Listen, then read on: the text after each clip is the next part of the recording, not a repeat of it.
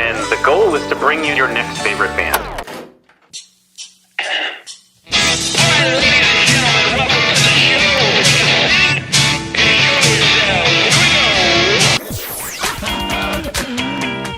Sweet, that intro is my new favorite band. That's phenomenal. I'm so excited to be on. Yeah.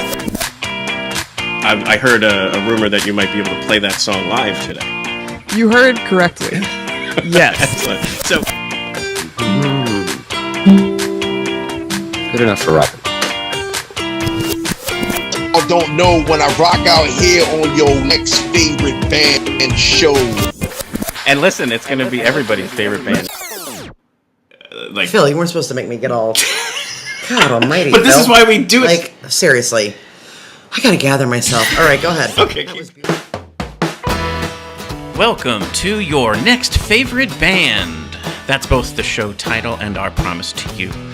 We here at Stereophilia Studio are tireless in our pursuit of finding incredible, genre-defiant artists who are either a hot, up-and-coming band or a group that has been delivering for years but have flown under the radar. Tonight, we have the award-winning, exhilarating rock of Roi and the Secret People.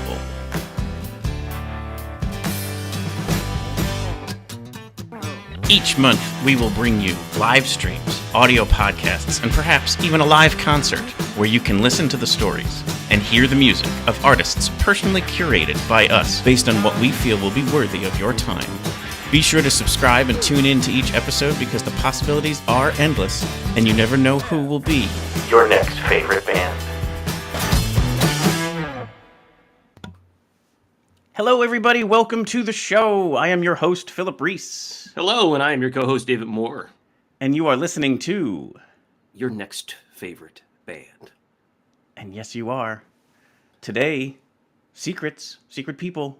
Roi and the Secret People. Right. He's the only one that doesn't keep secrets, apparently. Correct, right. Mike Roi, frontman, joining us today of Roi and the Secret People. And we will get into all the secrets. At least as far as rocking is concerned. That's exactly right.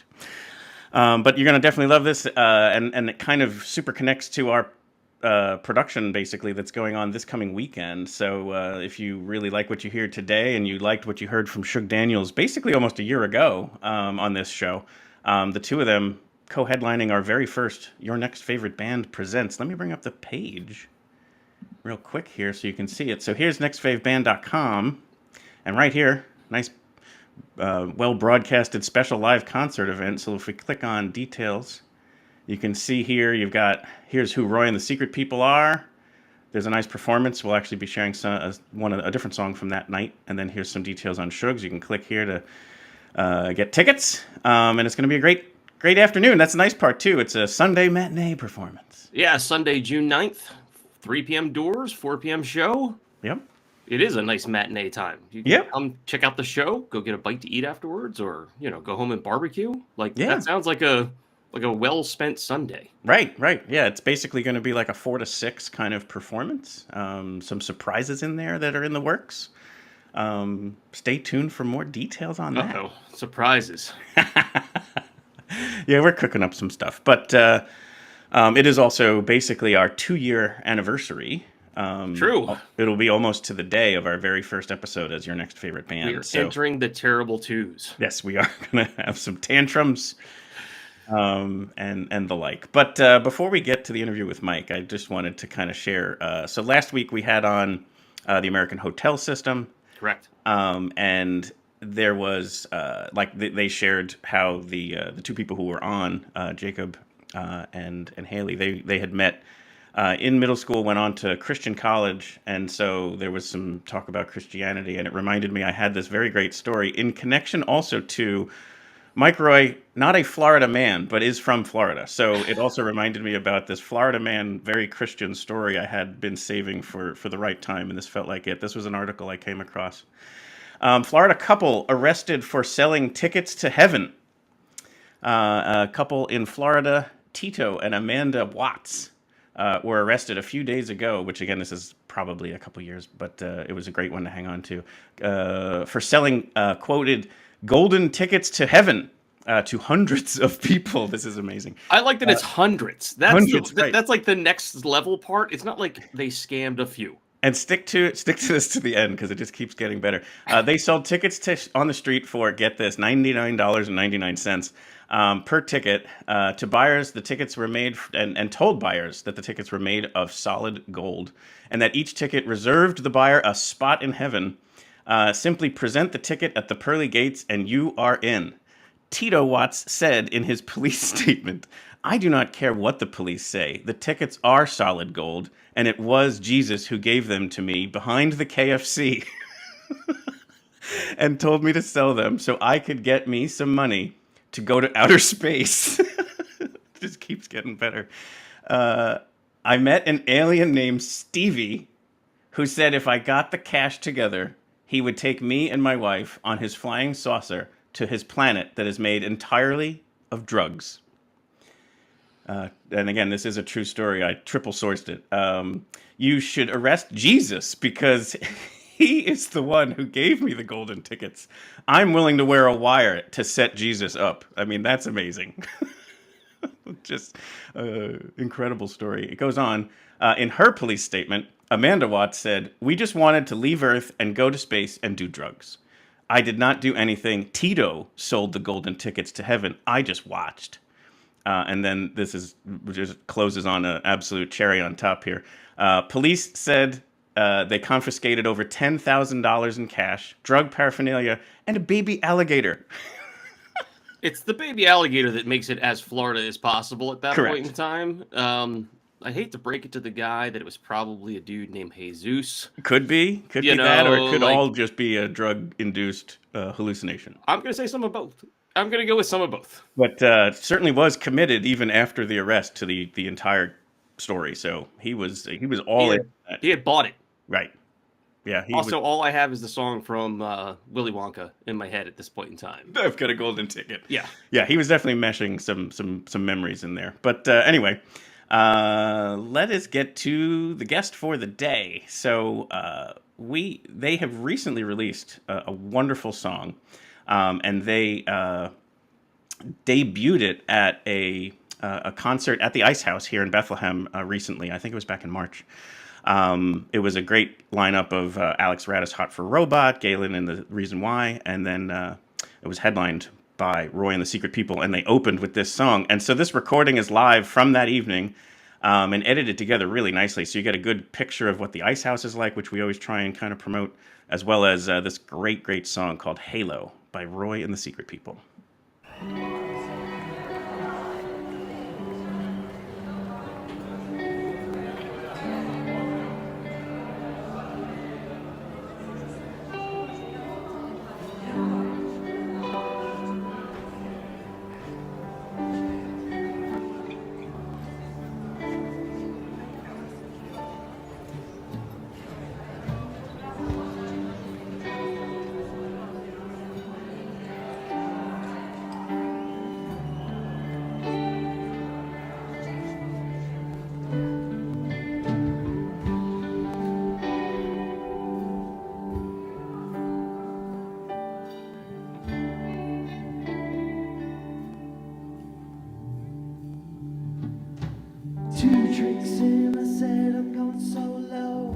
She rolled her eyes, then she said,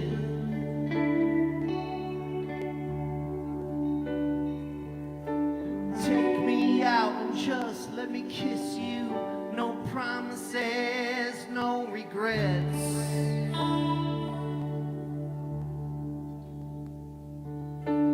Turn out the light, you turn out the sun. Let the energy flow. We are."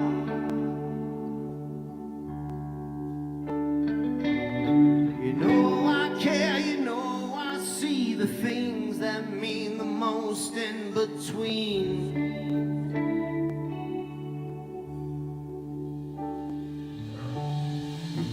Don't forget your wing and grab your halo.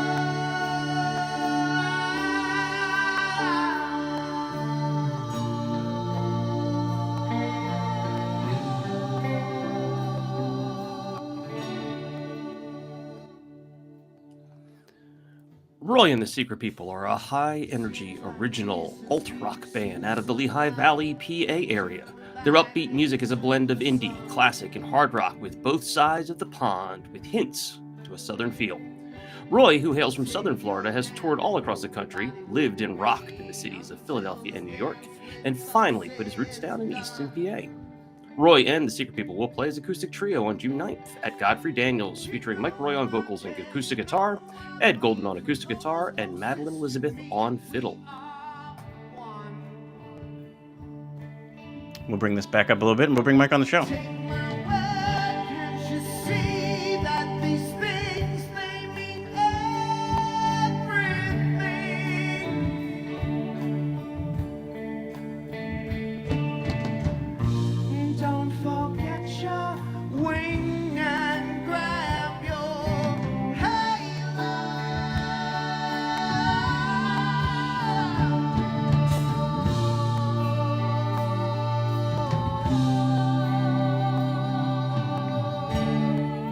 Welcome to the show, Mike Roi. Hey, guys. What's shaking? This is Mike. So great. And now it got right into the rocky part right when we did that. I was going to say, like, it's an upbeat, whatever. I'm like, this is like the mellowest beginning of all our songs. But it's a beautiful song, and it really just kind of puts your pipes on display. Like, what a great voice. Great showman. Like, I'm always impressed by how much energy you have for a full show. Like, you put on like a full-blown rock experience when it's the full band. Oh, thank you. Yeah. We definitely get into it. Kind of lose myself in those moments. Yes. Yeah, it's the leave it all on the stage kind of attitude that goes with it. It's you don't know what's going to happen that night or the next day. So if this is going to be your last show, whether there's one person or 1,000 people, make it your last show. And that's the way I approach every show. So yeah, and that is a great just kind of promotion for anytime anybody gets a chance to see you perform. It is well worth your time. And we'll be getting into that a little bit more, that you were we are honored to have you part of our very first Next Fave Band Presents type evening. That is fantastic. I'm so honored to be here, guys. This is great. Yeah. I love this podcast. Oh, thank you. Yeah. So let's stick with this song. If you don't mind, give us a little detail behind the writing. I know you were also and rightfully so, very excited to release this song. Right, we actually just finished the song. So as of right now, it is still unreleased, but it is completely finished. So we're just setting up a few platforms for it to release it the right way. Sure. Hopefully, we have this live video, which is really the only version of it that exists right now for people to consume. But we have a music video in the works, and then a lyric video, and blah blah blah. That's sure. But this song took a while. I went through a lot of changes because all these parts of this song we had to find how to fit together, because they obviously, the disjointed parts and the time changes and stuff. Sure. We had to thread that through many rehearsals and discussions and chalkboards and erasing stuff, coming up with new stuff. And that was all before I even started writing lyrics for it. Right. So, and then the lyrics just came out pretty quickly. So sure. Yeah, I appreciate any song that requires a sort of conspiracy theory based board to map out. I'm on board with any of that. This was one. Yeah. Yeah, with the threads and the strings tying different pictures together. And yep. Yeah, and then in the studio too. So we have a ton of footage of us recording the song in the studio, which was such a great time at Keiko Studios in Penn Argyl. Fantastic studio. It's in a converted church. It really added to the vibe of this tune, and it was just, this is one of my favorite songs I think that we've done so far. So I'm really excited about releasing this, and so is the rest of the band. Yeah, no, and your lyrics are often super deep. It's this great music that if you throw on, it gives you this kind of, I think David had it in the bio there, this different songs have different kind of callbacks to sounds you're familiar with. It doesn't sound like, it still sounds original, but I mean, you're just kind of familiar in a good way, where it's just I could totally get into this. And it could be Southern rocky, it could be more kind of anthem, stadium anthem types. But then when you actually spend a moment to get past the melody and listen to the lyrics, they're often about some very, very deep topics. Yeah, a lot of the stuff, I would say at least 85% of the lyrics obviously come from either things I'm witnessing around me or me personally or whatever, and sometimes it's more than one subject, I'll just take like five different things happening and Hmm. fit it into a narrative form. Yeah, no, Yeah, no, but yeah. one in particular, as we have had on the show often mental health topics, and did that show Listen to the Dissonance, and your song "Life Is Happening" is Yeah. about suicide prevention and awareness. Yes, yeah, it is. It is. Yeah. So I had yeah, so if you ever get a chance to listen to that song to your viewers, um it's a very heavy subject. I had lost uh two really close friends and then a few other friends within a really really short time span, Hmm. all towards offing themselves. And some of my other friends have had that experience, and we were talking about it one day, and life is just so short. And I myself, as an artist, have also kind of contemplated things. I mean, life can be Of hard when course. you're trying to express your art and live off of it and stuff. Hmm. So it's just kind of a message of, as bad as you think that life is, it's on a pendulum, and Hmm. it's got to swing back to the other side at some point, and it always does. That's the way of the world. That's the universe. So it's just kind of I wanted to put out a message of hope to Hmm. people to maybe realize that, things as terrible as they may seem in your life right now are not going to stay that way forever. Sure. And that help's available. Like, that's the other part is, in those moments, it might be very, very hard, Yeah. feeling impossible to reach out for help, but it's there. And it could be in a friend or an acquaintance, or the organization that we featured on that Listen to the Dissonance show was Backline. Back- Backline is dedicated to the music industry. Are you familiar with them at all? I'm not. I'm Okay, not. so Backline, that's why we always like bringing it up, is because as great a work as they're doing, not a lot of people know about it, but it is free mental health Oh, resources for the music industry. And it was a very similar story. The person who started it up, Hillary Gleason, she had two very close friends commit suicide, like, who were performers, and she was just like, somebody's got to do something about this, and so started the nonprofit, and they do a great job. it's yeah, that's really, I'll have to look into that. I would say Hmm. the majority of the people I do know that have gone that route with their life have been musicians. Yeah, So it's more common than people think. of course it is. Of course it is. So one thing we always like to do on this show is to kind of roll it back to the beginning and then kind of just step through your overall story. So we are going to go back to Jupiter, Florida. Oh Um, geez. and Gatorland. yeah, Gatorland, exactly. Which that's why we also liked featuring that story. So I understand that where you got introduced to music was around, well, not introduced to music, but got started playing was somewhere around fourth, fifth grade, and you had a poor way of describing that you wanted to play the saxophone. Yeah, I I actually was playing the recorder first, Oh, as okay. a lot of elementary school Yeah, kids Right. do. sure. Penny whistle time. Yeah. Yeah, all that. And they introduced a new music program into our school down south, and so I was interested in it. I always loved music, so I said sure. And I've always loved this instrument called the saxophone, and I didn't know what it was called, but I just knew what it looked like.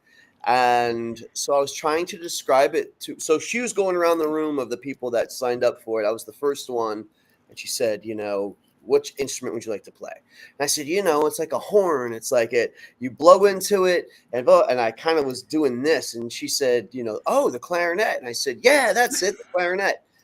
So I got signed up for the clarinet, brought the slip home. My dad took me to the music store to buy the instrument, or lease the instrument back then. And I thought that box looked really small for this instrument that was in my head. And when I got home and opened it up, I was like, what the heck is this? And yeah, my dad said, well, that's the instrument that I just leased, and that's the instrument you're going to learn for the next however many years. Right. So that's what happened. So the saxophone eluded me, and I became a pretty good clarinetist up until high school. So it was, yeah, that was my first instrument. And then the marching band drums, and then bass guitar. and then guitar, and You then should singing. you should bring it back into a song if you could still play the Look, clarinet. it's so funny. I tried. I found my clarinet. Hmm. I don't know, years ago, and I brought it with me when I moved to Philadelphia, then to Brooklyn, and now here in Easton. And I think it was about 5 years ago. I broke it out for the first time. The reeds are all just cracked and dry. Whatever. I got some new reeds, and it was like I'd never played it. It was just wah, wah, wah. So I actually went out and got the book of dummies of how to play clarinet To try and bring it back. Yeah, I was like, I read Because it could have a really cool sound in a rock song. I've brought it back out because I thought the same thing, but not the way I was playing it. Right. Yeah. But it And it also would be could great, attract too, in a the- large number of geese if you're playing it Yeah. effectively. There I think are it a would be lot of awesome geese too around if here. in the liner notes it's always listed as saxophone. Like that would be amazing. People would be like, "That's not a saxophone." You'd be like, "Well, if you know, you know." You know exactly. It's so great. And then you also played drumline in marching band. Yes, yeah. So I played the tenor drum, and that was the greatest experience because of the parades. And I just did it to be in the parades. I didn't really want to play the clarinet in the parades, so I always thought the drums were the coolest thing about any marching band. And so I was happy that I cut the mustard and was able to join the school band. That's so cool. And then, if I understand it right, you start getting more into like wanting to play more popular styles of music, and you pick up the bass in a band that didn't even know how to tune their instruments. No. So our first band was there was a battle of the bands in high school, and I think it was in the 10th grade. Mm-hmm. And all my friends around me, nobody knew how to play any instrument, but we signed each other our instruments. And I was very much, believe it or not, an introvert. So I was like, I picked the bass because the bass player stays next to the drummer and he doesn't do anything. And nobody looks at him. Nobody cares about him. And that's me. I want to be in it, but I don't want to be in it. That's so funny that was the beginnings. That was the beginning. And I ended up getting a really cheap bass. A friend of mine came over who could play a little bit, and he was trying to show me how to play it. Anyways, I was a below terrible bass player.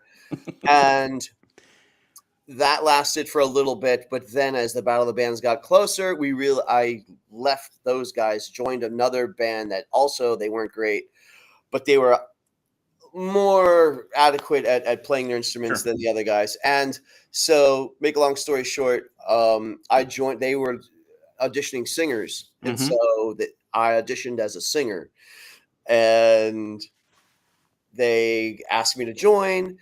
And we were so terrible at playing covers, we couldn't play any covers because it was so terrible. So we decided, well, let's just write our own music because we can't mess that up. Right? Yeah. No one knows.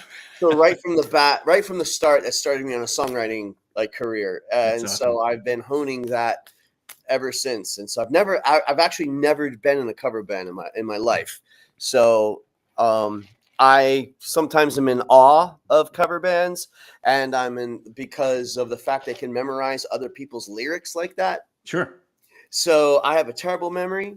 And so, which is another great way to do originals because you can kind of just go with it. And, if something messes up, you're not messing up Stairway to Heaven or something iconic. Someone's like singing along and going, that's not the lyric. They get so mad. They get so mad. I find there's more pressure for me, I think, to do a cover tune than there is to do your own songs. Sure. I don't know if that makes sense. I can see that for sure.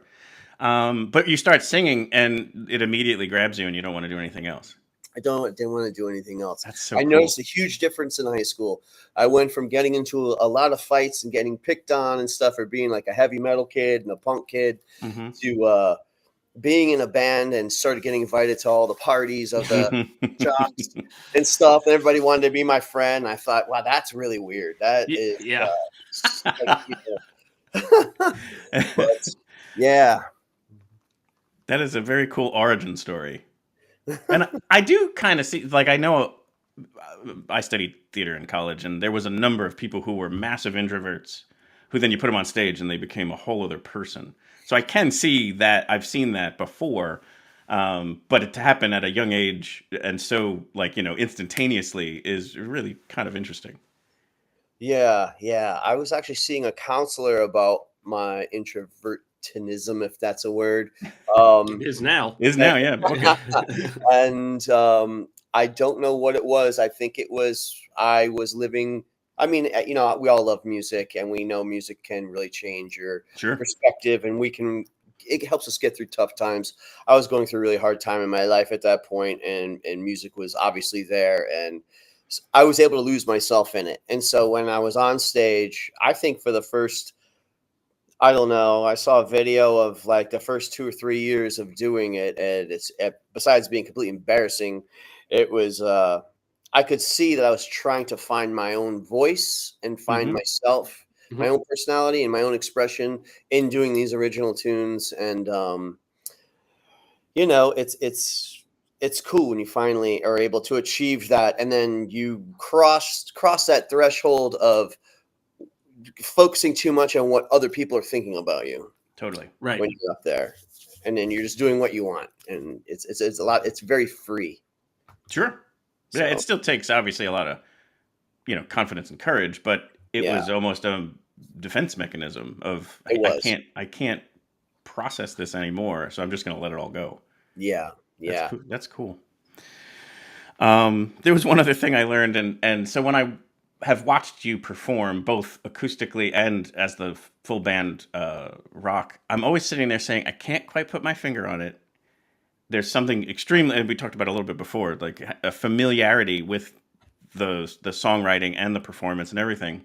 And then when I read this, a lot kind of made some sense that the two records you bought first with your own money were Neil Diamond's The Jazz Singer and Kiss Destroyer. And I just think that helps me connect some dots. I don't know. I don't know how that connects, but for me, it was like, yeah, sure. It just all made sense. Yeah, no, it really does. It's like, because again, it's these kick-ass vocals, this very like, strong, that side of it. And then this rock showmanship and like, again, the stadium anthem type stuff. Kiss made me want to be in a band. It was the first time I ever thought of being in the band, because as a kid, we'd all play Kiss, badminton rackets, stuff. And Neil Diamond was the first artist I ever listened to where I started singing with it.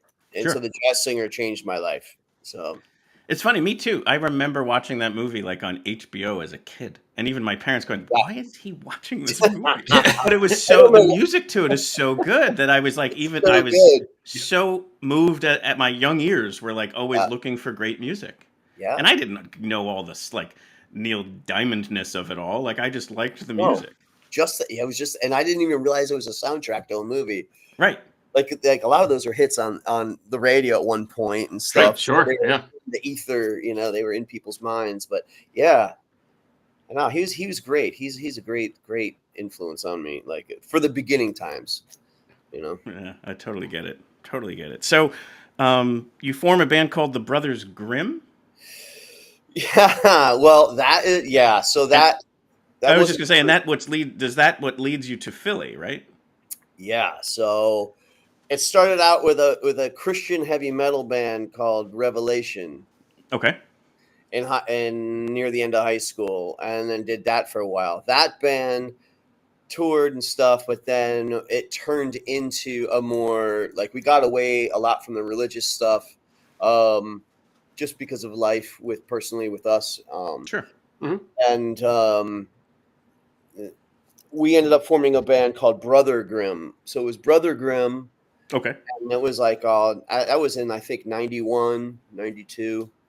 And then we were playing out a lot and doing some tours. And we were playing with Marilyn Manson back in the day and some other South Florida bands, Collapsing Lungs and Jack Off Jill and all these weird. It was like shock rock was in again in South Florida. We were always in Miami. And so then that we ended up just getting interest from a label, and they were like, "Listen, we need you to move, and you can move to Miami, but you guys got to get out of the swamp." So either you're going to come to the East or West Coast. You're either going to come to New York or you're going to go to LA. Well, when we thought, well, LA's too far. And in New York, I mean, we all thought New York was a death trap. So we're like, oh, we're just going to get mugged and killed. And so my buddy was like, he knows some Philly. He knows some people. So we're like, well, I don't know anything about Philly. You know anything about Philly? No. So we rented a bunch of Philly movies, Philadelphia, Rocky, all the Rockies. We rented Not documentaries. Those movies. No documentaries. All these movies on Philadelphia. And we watched them all, and then we were like, "Oh, okay, let's move there." And so, not realizing that looking back, it was way more dangerous than New York, and it was. Absolutely, that's what I'm laughing at. Because, I've been way more nervous in Philly than I grew up in New York. Yeah, two of the guys had never lived in the winter, like in snow. Oh, okay. So it was like we moved December 5th, and it was the year of a blizzard. Nice. And that one, like, we got snowed into our apartment on South Street, and we, anyways. But so we ended up working with these guys that came down for this record label thing, and then they got bought out. I guess the label got bought out by Universal. Universal just went through numbers, and anybody that was on a development deal got axed. Yeah, right out the window. Yeah, all these big names got axed. I think REM got axed. From there, whatever label they were on, I think Universal or something. And anyways, it was a big shakeup of the music industry. So a couple of the guys were like, and so I formed a band called Roi after Brother Grimm with some friends. And then we started playing in New York, did some stuff there, blah, blah, blah, blah, blah, put out a record. And then after that, I ended up moving to New York by myself after that band broke up. Well, and that there, I had a question. Did you get a job and I saw it somewhere along the way referred to as an accidental job at FAO Schwartz? Total accidental job. That was my first job. So I was like, I can't wait to hear what this is. Like, I was working in New I'm York. hired. I was working in New York before I moved there. Okay. So I was visiting New York a lot, and one of my best friends, Tara Lynn Mallon, a great musician, amazing singer. She was like, I'm out of here to Philly, and I'm going to New York, or a bunch of other my friends are. And I said, okay, it's great. So she goes to Philadelphia, and she says, why don't you come up and visit me for lunch? I said, okay. So I take the train up there. I go visit her for lunch, and I'm waiting for her. And she was in the visual department for FAO, which they work overnight. And then during the day, you work in the studio, and you build all the stuff that hang up and install at night. So her boss was known as the Dragon Lady or something. She was supposedly supposed to be really mean. So we hit it off while I was waiting for her lunch break. I was in the office with her boss. And she's like, Mike, you see these stack of folders? And I said, yeah. She's like, I'm looking to hire another person, but all these people have all these, these are all degrees and stuff. And I've interviewed a bunch of them, and they're just like stiff and they're boring. And I want to keep the staff, I want to keep my people like, fun, and we all hang out. And I said, okay, it's great, because I knew her girlfriend at the time, who was the guitar player in Tara's band. Got it. So I said, that's how we knew each other. And she said, here's a box of Legos. She goes, can you build me an R2-D2? I said, yeah. And so while I was just BSing with her, I put together an R2-D2 and I put it on she said, you're hired. I was like, what? I'm going to start using that when I want to hire somebody. Like, here, make an R2-D2. Yeah. And I was like, this is great. So I went back to Philadelphia and realized, oh, okay, I got to start work. So I started working in New York. And then about a month later, I was staying with some friends for the first month. And then a month later, I did an official move. I believe it was a month. It could have been longer.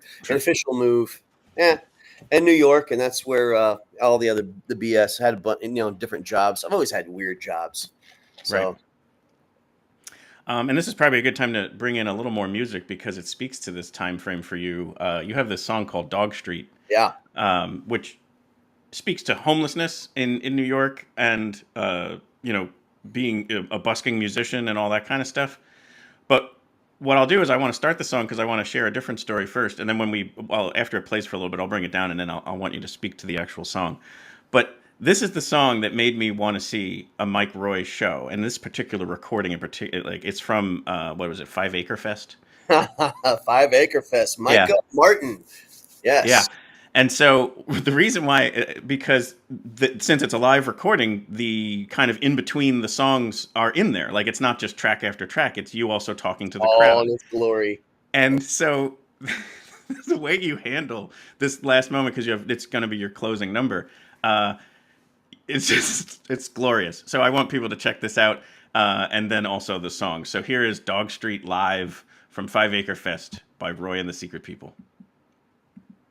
All right, we're gonna do one more for you guys. It's a little tune here we wrapped up our first album with, which well, you can get it. You can get your info to me. I'll get you one, but Live is a Phoenix record. But anyways, this is a tune that I wrote in New York City around the time where I was kind of homeless and wandering around, busking the subway for food, and no, what? No, it's not Freebird. Did somebody say Freebird? It's not Freebird. Do it. Yeah, we're gonna do it. We're gonna do it. I'm waiting for these guys. There we go. Now we're gonna do it. Now we're gonna do it. Now we're gonna do it.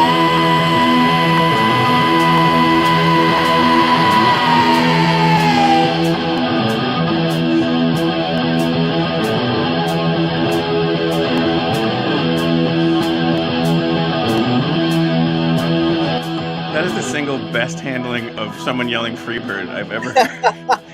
And then just belting out the rockiest "Now We're Gonna Do It" in the moment. It's just the song didn't even start yet, and I'm like, I am totally, because this was part of our like Music Fest free stage playlist. Oh, okay. A bunch of years ago. Yeah. And I was like, I can't wait to see this guy because it's just God, so great. That's funny. That was a crazy night. But again, amazing song and about very important, deep topics. Yeah, I could have a whole podcast about busking.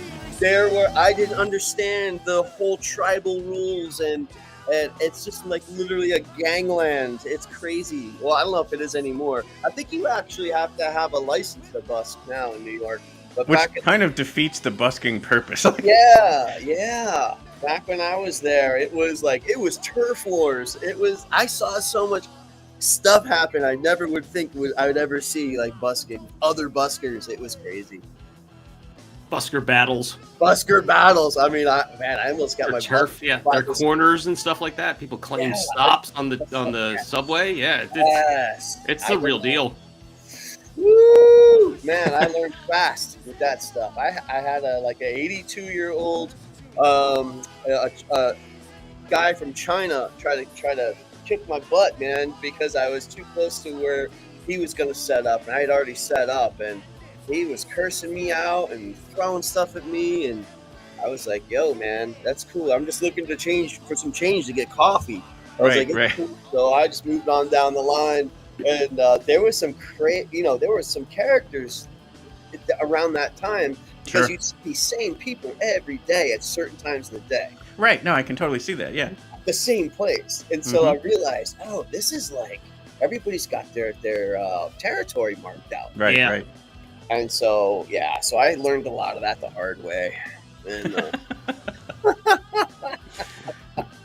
but what else can you share about the song? Like again, like this inspiration to write about this and the difficult times that is, also just simply finding a place to live. It's basically just like when you're kind of down that far and you literally don't have a roof over your head and you're just couch surfing or sleeping aimlessly on the PATH train or subways or wherever you think you're not going to get in trouble. Sure. It's there's a weird wildness to that lifestyle. Mm-hmm. And it's kind of like I wanted to put it into a rock song because it's so raw, and it's literally like the Wild West if you are a frontiersman and especially being in the city, and you start seeing all these underground pockets of society that we overlook when we are just going through our day-to-day or tourists or walking around, and you'll see these people. But when you become more on that level of society, it's a whole world, and it's just very, very, very interesting to see the reactions and how the people that you don't see that are in front of you how they see each other. Sure. You know, like if I'm just busking, you know, you're just gonna walk by. You don't give a crap what I'm doing, you know. And I'm just looking for like some money or whatever. But I Right. also other buskers will listen to you. Some people will listen to you. Sometimes you'll get some money, but it's a lot of change and nickel and dimes and stuff. But it's just a very interesting perception of the people on subways and the people who kind of just float around and, you know, live on friends' couches. I mean, I was out every night because I had nowhere to go. So I was out every night. I knew every bar that served free food. Mm-hmm. Whether Yeah. it's there was places on Thursday night pizza. I knew Thursday nights I was getting pizza. I knew I was getting like some place would give out like edamame. One place was giving out free clams one night. I don't know. It was crazy. So all around Right. New York City, you find these pockets of how to survive.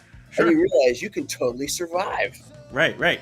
Yeah, and it's wild. Yeah, and so maybe the next time we see somebody who is doing that, maybe give them some grace and you know, realize that there's a very powerful story behind that. Yep. You know, I will, because of my experience, like I always try to give somebody who's doing something if I have it on me. Sure. So if you're playing a song or you're dancing or you're doing something, you're working because you are, and I'll give you something. You're making an effort to do something for something. Yep. I think hard part now must be that a lot of people just don't carry cash on them anymore. Like I'm so often at a loss of. Like I'll be like, I want to give this person something. I literally have nothing. Can I Venmo that to you? Like it's that kind of reality now. That is so crazy that you say that because, like, obviously I have not done this in a long time, and so I can't even imagine what that game is like anymore. Right. Yeah. That's crazy. But yeah, it was. But you know, if somebody's gonna come up and like try to strong arm me for change or whatever, you know, that doesn't work with me. Right. And I think too, I remember seeing this. I know it's probably happened a couple of times, but the one I know I saw was some university person wanted to do a test, and they asked Yo-Yo Ma, you know, the cellist, to just go pretend to be busking, and just all these people just firing right by this like international superstar, and they're not even giving him a time of day. And then finally, one person recognized them and obviously sat there, and they're crying because it's so beautiful, but other people are just like, you know, almost giving a cold shoulder to Yo-Yo Ma. Yeah. And you would see people that were, you could tell were in the orchestra. Sure. You know, you could tell when they were like serious players down there. Mm-hmm. I mean, what was it? Like, I think U2 went down there and did it, and they kind of just put their clothes on. Right. And people didn't recognize them. Yeah. It's wild. Playing or whatever. But, yeah, it's a crazy world. Yeah, for sure. And then it does lead you to leaving New York and coming to the Lehigh Valley. I suppose that's got a story to it. Yeah, I mean, so I ended up on my feet. I had my own place. And where was I working? Oh, I ended up, believe it or not, getting a job again doing in the visual department at the time at the Toys R Us in Times Square. And some friends of mine I had worked with at FAO were working there and recommended me and had gotten in touch with me. I saw them on the street. And so I started working there. And I met this girl in Brooklyn. Nice. Went out on a blind date. Kept seeing her. Ended up falling in love, getting married. Her parents are from Bethlehem. She grew up in Bethlehem, and she was working at some job in New York, a corporate job or whatever. And we kind of hit it off, and it was great. And we were always coming here to visit her parents, and we'd always take the bus through Easton. And I was like, this is a really cool town. It has, and I love history. Right. This looks like it's got a lot of history. She says, well, it does. And so she gave us history. And I was like, wow, we got to, hang out. So we were hanging out one time, and her friend's mom was a real estate agent. And we thought it'd be fun to fake look for houses. And interesting date, and I still don't know if that was a good or bad move. And so we were looking at houses, and found a place in Easton that I was like, oh crap, now we have to invest in this because it was calling to me personally. Right. So so we moved to Easton, and Yeah, totally uprooted my life, and then and I've been here now for a while. So, I kind of left my band at the time, my Roy and the Secret People personnel, because we were all friends, and everybody was Sure. in like 5 bands. So it wasn't like everybody's relying.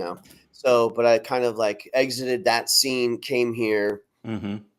and then released an album here, and then played with some amazing Lehigh Valley players since I've been here. Which And did you find them on Craigslist? Is that the way you went I about it? found the first one, the first two I guys I love found that story. on Craigslist.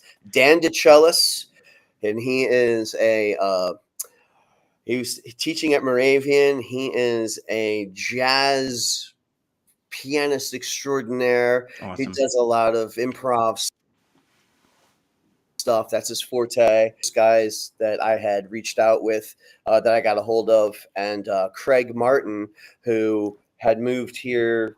I don't know. I think he was from LA or something, and he was this great rock drummer.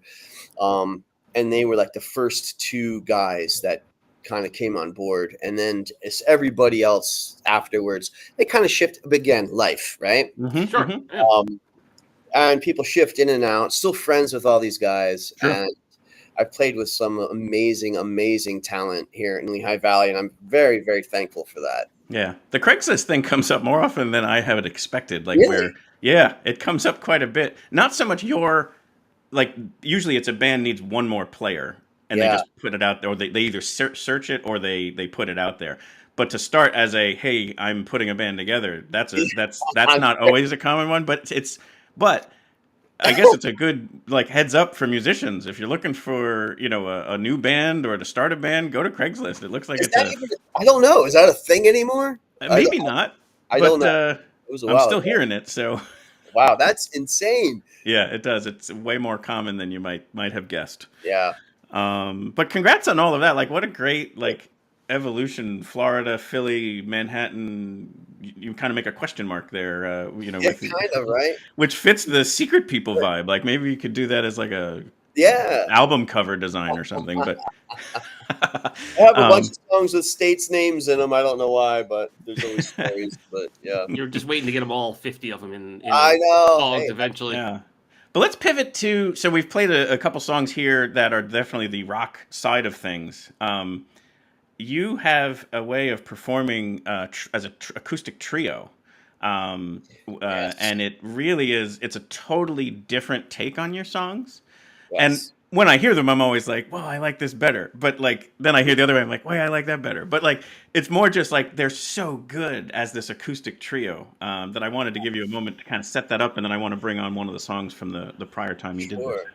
So we, obviously the latest personnel that are in the band is Ed Golden, who has been with me for a while now, and then Right. Madeleine Elizabeth, who we brought in. She had joined us, I think, a couple times on Music Fest for a tune. Sure. During COVID, I started writing a side project under the band name Pistol Witch. And I was writing an album about an 18th century or 19th century, well, it's 1860s, I'll just put it that way.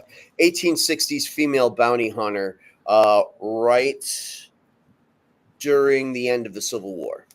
This is right up David's alley, by the way. He hopes he can find this out there somewhere. I mean, a high concept narrative album. I'm like, yes, I've already signed. Yeah. I've already bought a copy. It's secretly out there. Nobody knows about it yet. So, but I'll let you know, Dave.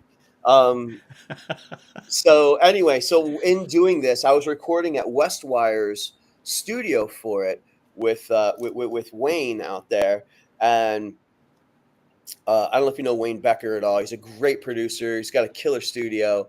So we hit it off. We had met the Lehigh Valley Music Awards, and they did a drawing, and they said, we're going to do a drawing, and whoever's name we pick is going to get free time at this guy's studio. And I was like, okay, whatever. So I'm at the bar talking, and then they go, Mike, they called your name. And I had no idea what they were talking about. Right. And I said, what? They called your name? My name? They said, yeah, you got to go up on stage. So I thought maybe I won some money or something. So I ran up to the stage, and I met Wayne, and he's like, you're going to come to my studio. We're going to work together on a free song or whatever, free time. Right. So I went back and I started thinking to myself, I said, wow, and this is right before the lockdown and stuff. And I thought, well, I think I don't want to really do any RSP stuff because we're still writing and I don't want to rush any of that. So I came up with a whole concept to do something completely different with different people in a way. Mm-hmm. So I ended up recording this EP, Mm-hmm. and I wanted to put more songs on it, which haven't been done. But the EP is called The Ballad of Annabelle, and it's a narrative ballad. I mean, a narrative EP. And I got called up Madeleine and said, hey, do you want to come in and play violin and some piano? And she plays a lot of different instruments. She's great. Yeah. And then she sang backup on a few of the songs. And then I realized I wrote this whole record with myself singing the male and female protagonists. Mm-hmm. So I said, well, I rewrote it, the whole thing, and then had her come in and just sing all the female protagonists. That's really cool. Yeah. And so then there's a female voice that her voice is Annabelle, and then I'm the other guy that something happens to him. Anyways, and then I'm also the narrator. Yeah, no spoilers. No spoilers. But anyways, great time recording this and all that. And then I had this dude I knew, Pete Saccone, one of the best drummers I had ever heard. Sure. I said, do you want to come in and play drums? He said, yeah. We had a song about Gettysburg, the Gettysburg War, and the initial drum beat of the song, we've actually found one of the drum, not a march, whatever it was, a cadence, that a certain regiment used up north. And so we found that. And so that's what drives the song. And so we had that going. That was great. We're going to need a Pistol Witch episode is what we're going to need. And we got finished with that. And at the end of it, the band was kind of disjointed. The RSP band was disjointed. We hadn't played any shows. People were going to the Four Winds. So I said, you know what, man? It was a nice break from that, but let's get back to playing some RSP stuff. Sure. So I asked them if they wanted to fill in and be in the band. They both fortunately said yes. And so that solidified the newest lineup of RSP, which is, I think that was like 3 years ago or however. So it's been great. Yeah. And then so this acoustic trio is where sorry. It's totally fine. I loved that. So I was actually going to ask about Pistol Witch later. So it was a perfect time to basically intro how Madeleine became a bigger part of the RSP side of it. And then Ed Golden is part of the trio, and he's a fantastic guitarist. And so the three of you take your songs and I don't want to say strip them down because that's not the right phrase. Well, they bring them back full circle to when they how they were written, because everything is, except for a couple songs, 90% of all the songs are written on an acoustic. Sure. Mm-hmm. So this is the egg, Got it. Right. The genuine original kind of flavor of it. So I don't need you to intro this song only because you and intro it on this recording. So I'm just going to let this play a little bit. And the main thing here is for people to get excited about is this is what's going to be on display on June 9th, Sunday at Godfrey Daniels, is this version of things, this acoustic trio. So here is the song Sweet Maria by Roi and the Secret People acoustic. Yeah. Oh man, wow, that was a great tune. That's any songs about murder and stuff give me the tingles. The guilty tingles are just regular. I have to contemplate that one. What happened on that beach? We won't go back to that beach. This next song was written on a lot of tequila, but that's beside the point. But this is a song about waiting for some. You know how people wait for that perfect person to be in a relationship with. This is a song about that, which of course is never going to happen for any of us. Everybody's got flaws. We're all humans, and so this person waited too long, and when they finally found the person that was completely perfect, it was the angel of death. So, I know,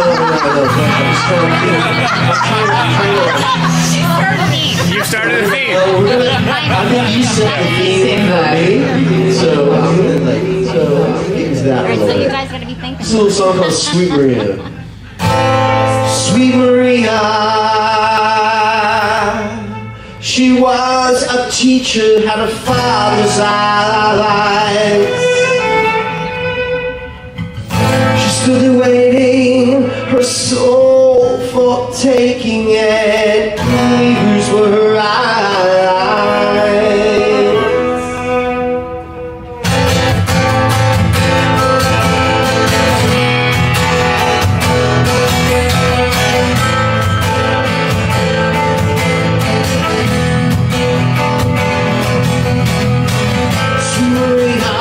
She wasn't teaching how to father's eyes. She stood there waiting, her soul for taking, and heroes were her eyes. And all alone she waited for him to come and rescue her, so she could save him. She heard a horse out in the field and watched it drawing. She watched him get closer, the figure of him quit. And all alone she waited for him to come rescue her, so she could save him. She left today, she could save him.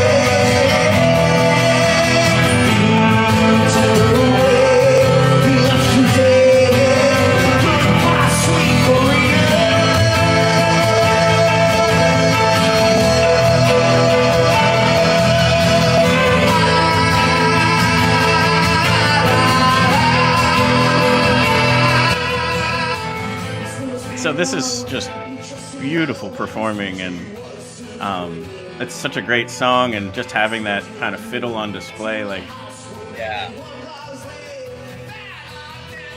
It's a really good taste, though, of what the performance on Sunday will be like sonically. Yeah. This is what it's going to sound like. and this is from a songwriters round that we had done back in November, along with the Underground Music Collective. So much fun. It was a great night, which is why you were hearing basically a songwriters round. If you're not familiar, goes one performer at a time and then back around. So basically, there were 3 other performers on stage, and somebody had just sung a song about murder, which is why then Mike was making that commentary. And then what you saw there was often a theme gets started in a songwriters round. So here's this song about the angel of death. And it went on from there, too. There was a lot of other great moments that made people laugh, but then also really beautiful songwriting was on display that night. It was a great night. So another chance to come see this trio perform Sunday, June 9th. So anything to... And it's going to be... This will be you, like, so Shug Daniels is amazing, and she's going to perform, and then the trio will perform so it won't be in the round. It'll be just a good, solid, Mike Roi and the Secret People acoustic set for people to bathe in at Godfrey's. And Godfrey's is a wonderful space, as those of you who know, we often talk about it. It's such a great, intimate space, great acoustics, great history. So again, one of those types of opportunities to see a great band in a great space. Looking forward to it. Yes, buy tickets now. Any surprises or secrets planned, or anything you want to tease for that? Busting out the clarinet, anything like that? I'm just kidding. No, we're planning on doing some special, at least a couple special things, but nice. We'll keep Did that. Did you just say a full performance of Pistol Witch? Is that what I just? Yeah. I'm actually. Well, we'll be pulling some Pistol Witch stuff out for that. Yes, wow. Definitely. That is so cool. So and I'll talk about that. It's so funny because I'm known as a talker. Sometimes I talk too much, but I guess that just came with the territory of being a frontman and stuff. But there's a lot of good stuff that we're taking out that we normally don't put in our set with the full band that that's just for these acoustic shows. So we're very excited to perform them for everybody. That's so great. And then a couple little tidbits here before we get the chance to promote a couple other things for you. One, Ed Golden, who was in that clip there, is a luthier at Martin Guitar. Oh, he was. Was okay, Not but there still, anymore. that's a super cool talent to have. Like, Yeah, he was there for a long time. I think he was also the head of their customs department for a long time too. So he rubbed elbows with a lot of famous people. He traveled the world from our Martin guitars and stuff. I mean, he's got a great story. That's a guy who's got an interesting past. nice. That's Yeah. a good tip right there. And And then anybody, just for some context, if anybody doesn't know, Martin Guitars is located near the Lehigh Valley in Nazareth, PA. Yes. So it's relatively close, thus that making sense. sure, yeah. And then and you also have either taught or still teach vocals at School of Rock. I did. I taught for 7 years, up till COVID. And COVID, everything went digital and everything went on the laptop, and it lost its connection with me and my students. I felt so. I Cool kind thing of. though. I mean, that the School of Rock is a wonderful organization. Oh my God, it's one of the best jobs I've ever had. It Yep. was great. I loved it so much. I will never ever. Man, there's so many great memories of that job, that school.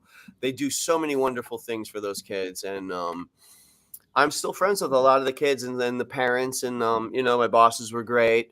So hats Very off cool. to Rock. Yeah.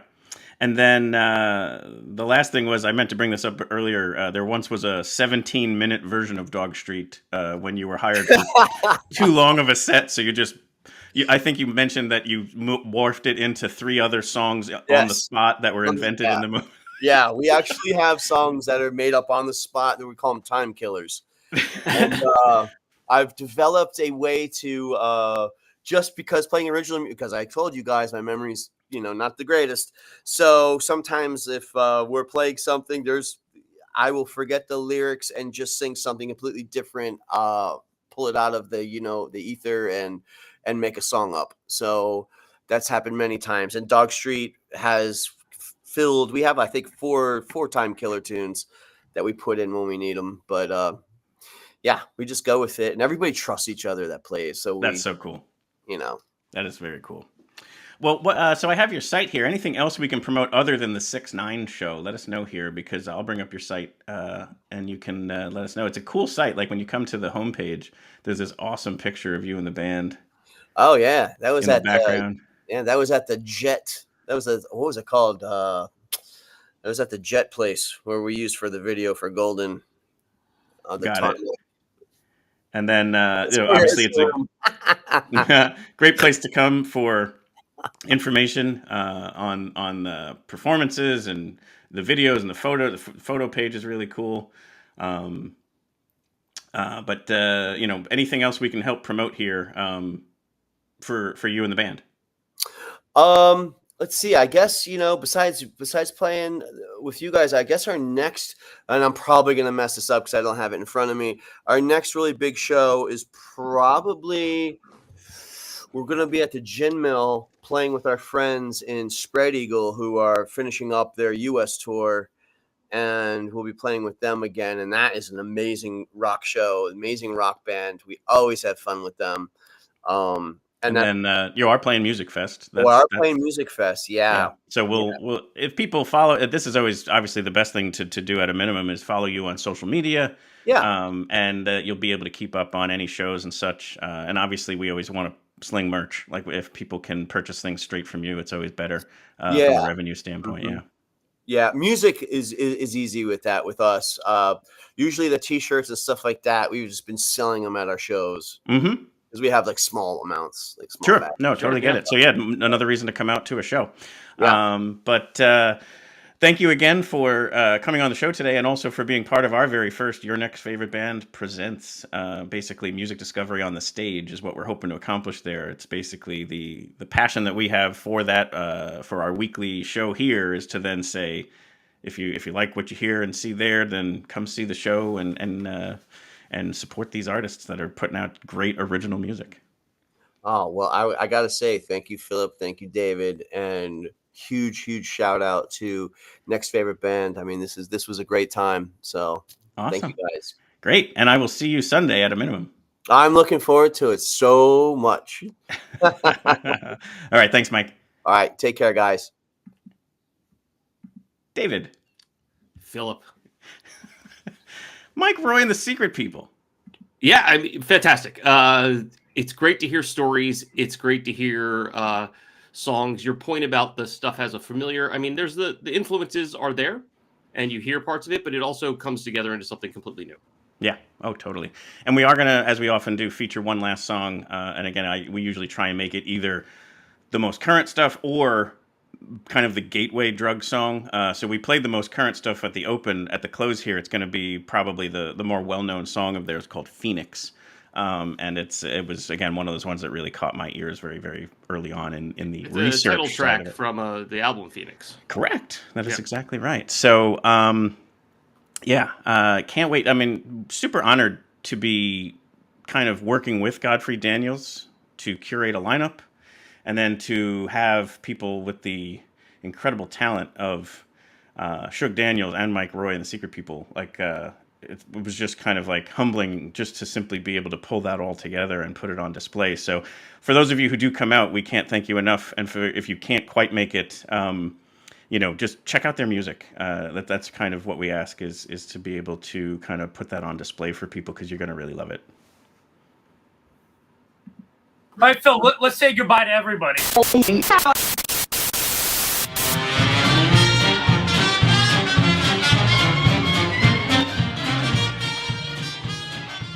We hope you've enjoyed this episode of Your Next Favorite Band.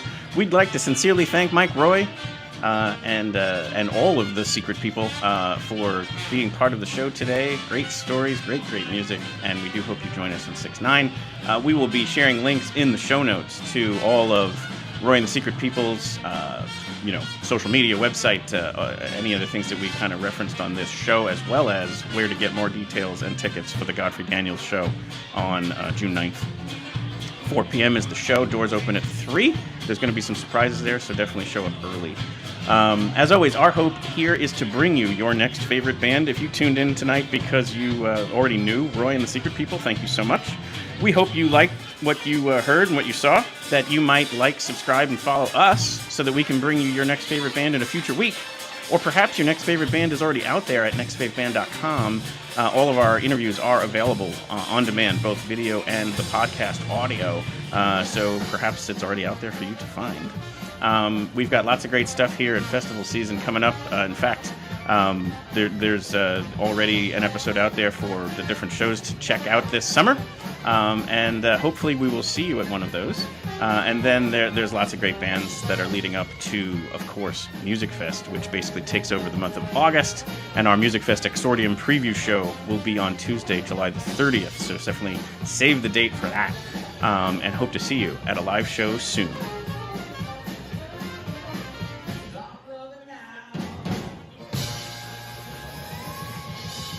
Don't forget to hang in here for the incredible song Phoenix by Roi and the Secret People for one last taste of our guest this week, Mike Roi, of Roi and the Secret People. Here is their excellent song, Phoenix.